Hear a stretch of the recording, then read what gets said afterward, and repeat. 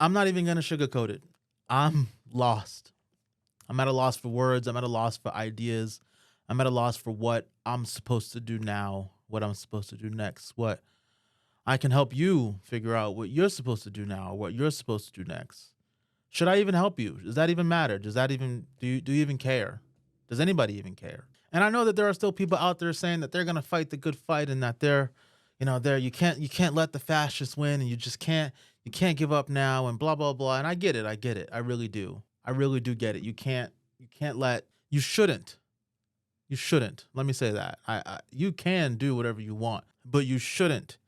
You shouldn't let this stop you. But if it does stop you, I think that's completely understandable because I'm lost. I'm right there with you. I'm torn. I'm torn. On one hand, I'm like, you know what? If this is the direction that we have decided to go in, after everything that we know, if this is the direction that we're deciding to go in, then you know what? America, you can have it. This don't got nothing to do with me. Y'all can have it. Y'all enjoy it. I got my passport. I'm out. Obviously, it's not as simple as just packing my bags and moving. There's logistics and visas you need, deciding what country to go to, blah, blah, blah, blah, blah. Yes, yes, yes, all of that. But the mindset shift of, you know what? You can have it. I'm out. I get it. I get it. And that's weighing really, really heavily on me. What's up, baby girl? How you doing, Bella? That's weighing really, really heavily on me. But on the other side, it's I'm a Taurus is for whatever that means to you. But to me, it keeps reminding me of just how stubborn I actually am. Tauruses are known to be stubborn, and I can definitely be overly stubborn. And knowing what I know, knowing the information that I know, the understanding of the way that things are going that I know, knowing that, I have this internal passion to say, no, no, no, no, no, no, no, no, no, no, no. Ain't no way. Ain't no way you're just gonna waltz up in here and take my country from me. And there are a lot of people that will look like me. And a lot of people that will look like me who will say, this ain't your country. It was never your country. You were brought over here and it doesn't belong to you. And I don't know why you have any allegiance to this country. And I can understand that viewpoint. I really can. But for me, I've been an American my entire life. Yes, I'm African American. My ancestors, many, many, many, many years ago, were thrown on slave ships and brought over here against their will. But I'm here. I was born here. I believed in the American dream. I bought the dream hook, line, and sinker. I bought into it. And if that makes me naive, then sure, it makes me naive. Whatever you want to say. But I am American. I love my country. I love my country. I love what it stands for. I love that we try. Some people may disagree with this, but I love that we try to be a role model for the rest of the world. And I understand that there's some folks that are like, America doesn't have to police the world. Yet I disagree. I really do. And come fight me if you want to. No, we don't need to be fighting wars in every single country. But as a superpower, because of the things that we have done in our past and the position that we are in today, because of those things, we have a responsibility to take care of not just America, but democracy around the world and to fight for humanity. I believe we have that responsibility as a country, and that helps me love being American because I love being American. Fuck it. I'm not ashamed to say it. I do. But in this moment right now, this is not the country that I love. Going in this direction, someone who is so obviously wrong for our country. And we can have policy conversations until we're blue in the face. We can have policy conversations until we're blue in the face. And the discourse that's coming up over and over and over and over again is you're really going to block people because of a difference in policies. You're really gonna unfriend people because of difference in political viewpoints. You're really gonna stop talking to family because of who they voted for. And I need you to understand. I need you to understand right here, right now.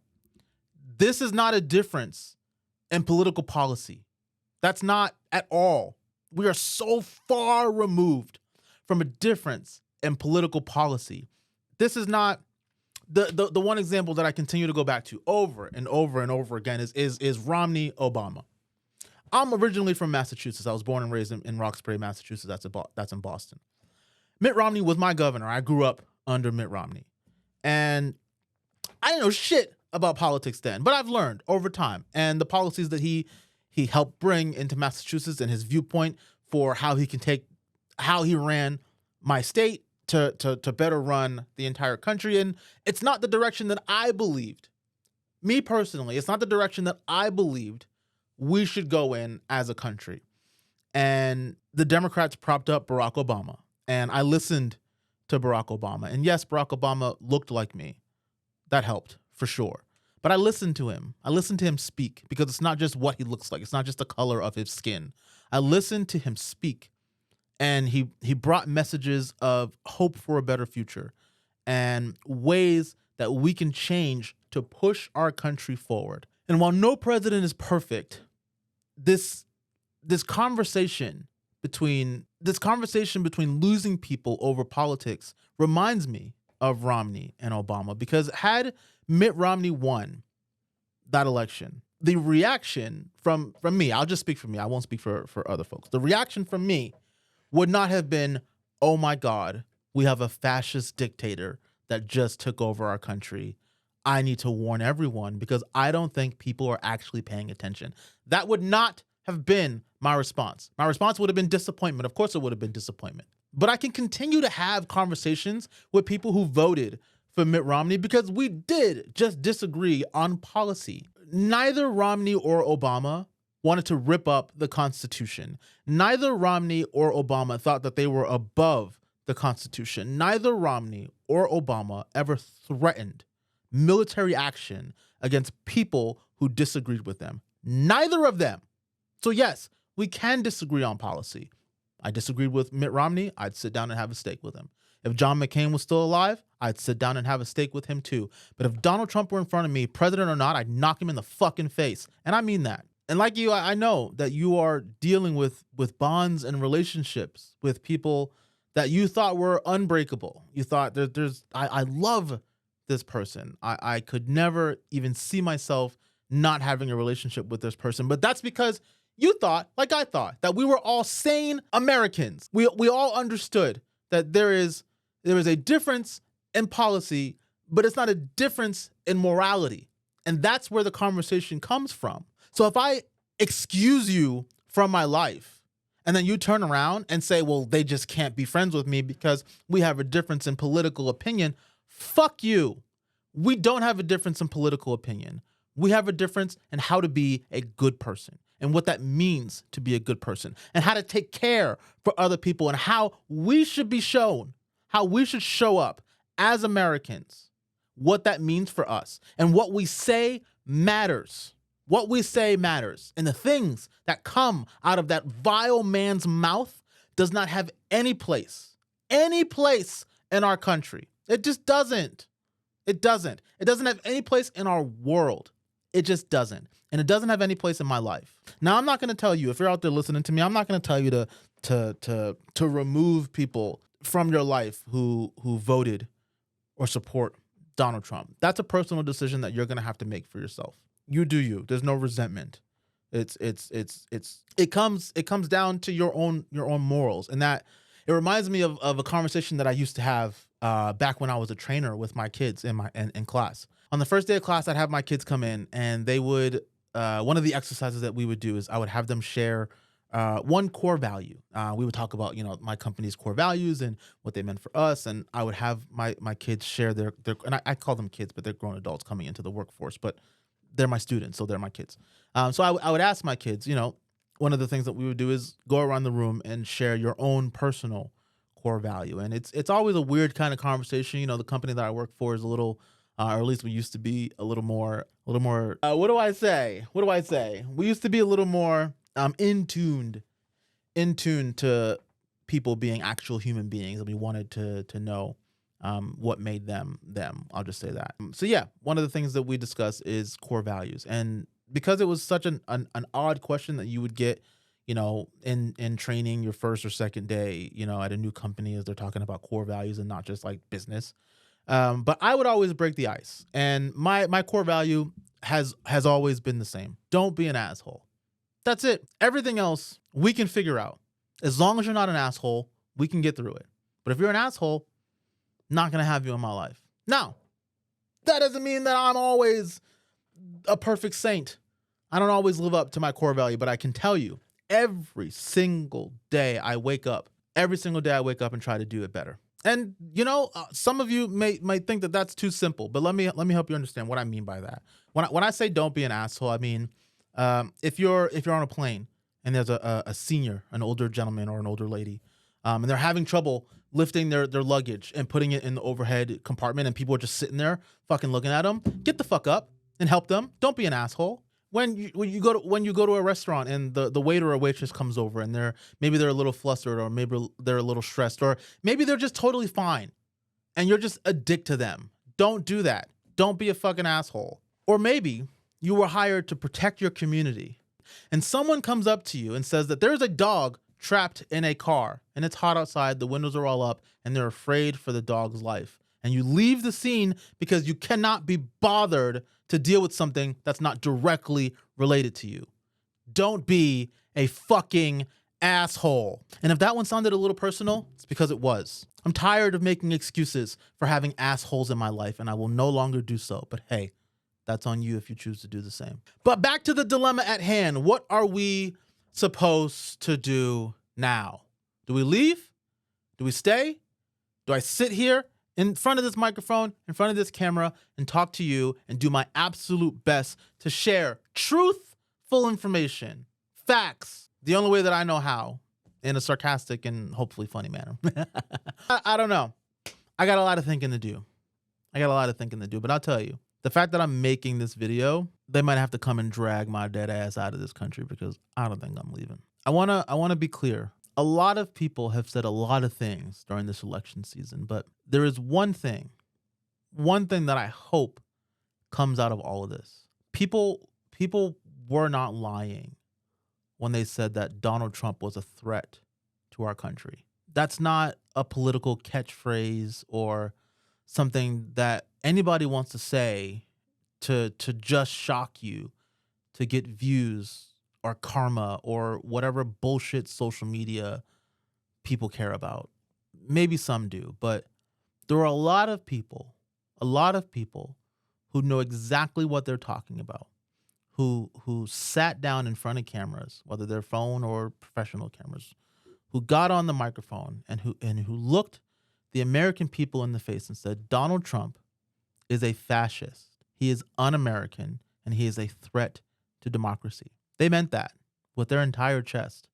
And I mean it too. That doesn't mean that the first day that he's inaugurated, that doesn't mean that on day one, you're going to wake up and the country's going to be a third world country. No.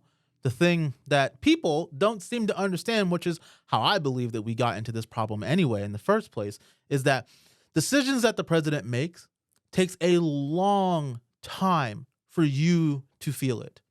People were upset. They blamed President Biden for the economy, even though the reason why people were frustrated with the economy was directly related to COVID-19. And the fact that the entire world had to shut down, supply chains locked up all across the globe. That's going to impact the price of things. When goods are not moving back and forth, when companies that bring these goods to you cannot sell them to you because everybody's at home, that's going to impact the price of things. When governments are handing out free money just so that their citizens can survive, that's going to impact inflation in a negative way. And all of these things caused prices to go up, cause wages to stagnate, causes jobs to go down, cause the vibes to shift. It felt bad. It felt bad. That's a fact. There's no need to argue with that. That is what happened.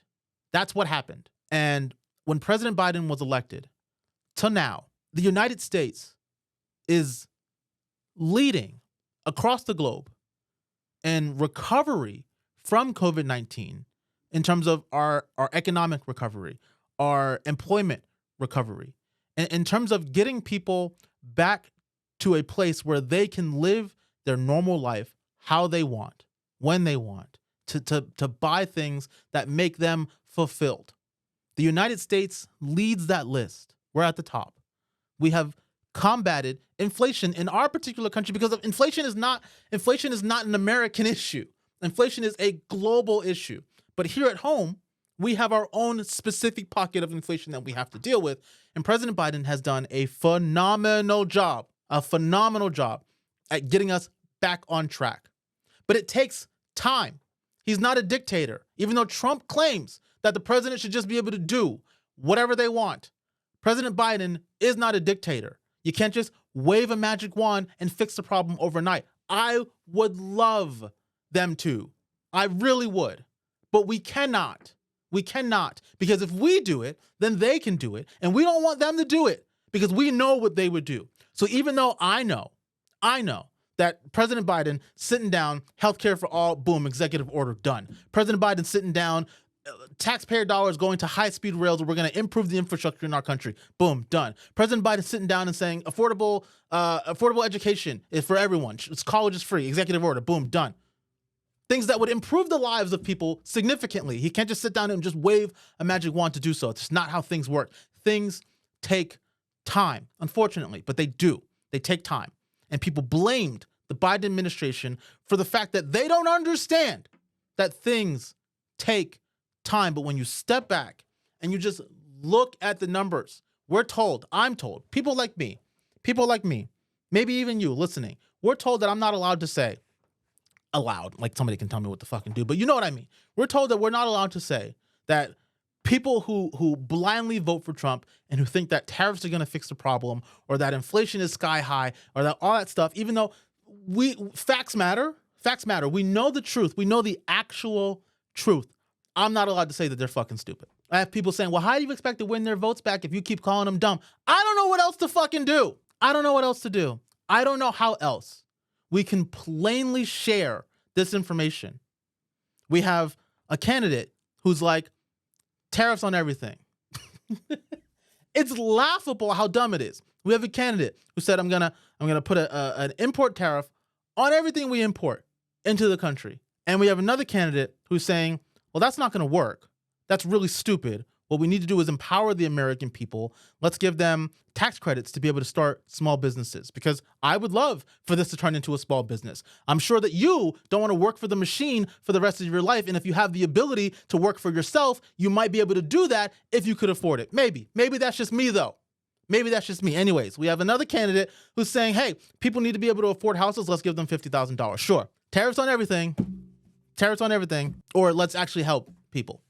Round up 20 million people, illegal or not, migrants, people who are already citizens, dreamers, people who were brought here as babies, who did nothing wrong. They're babies. They did nothing wrong. This is the only country that they know. Here, America, home, we have the Statue of Liberty right in the New York Harbor saying, please come here.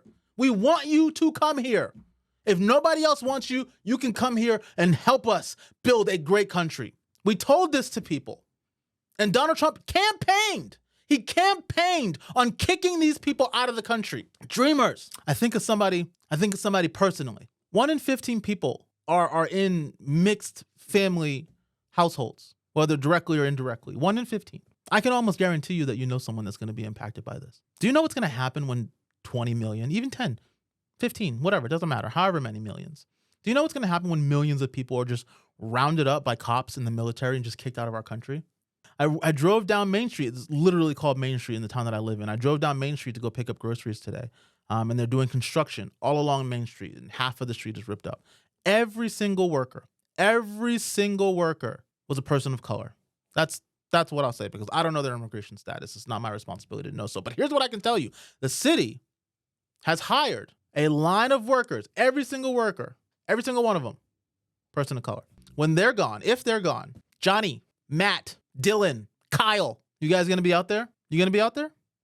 We'll see. I lean on what I know, and I'm a nerd, so this is the only thing that I can say before I wrap up this. This moment right now, this moment of shock that we're in feels like the final act of Avengers Infinity War. And I'm sure I'm not the only person to make this connection, but whatever. I haven't seen it, but I'm sure I'm not the only one. The moment where Doctor Strange gives Thanos the time stone and basically concedes that we have lost this battle. And Thanos goes and grabs the final stone from Vision, snaps his fingers. Half of humanity is gone. Not just humanity on Earth, half of humanity, half of life in the universe.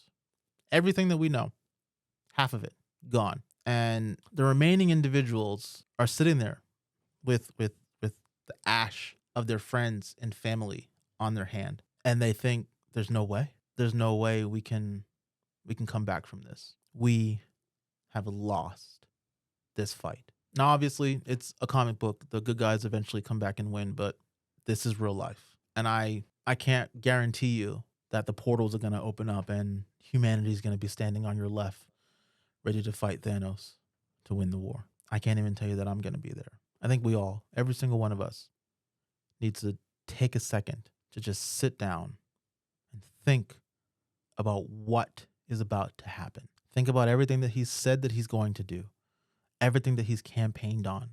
Project 2025, Agenda 47, it's one and the same. If you don't know what that is, first of all, how'd you get here? How are you listening to me and you don't know what Project 2025 is? But if you don't know what it is, Google. There's a video on YouTube by a creator called Legia Miller.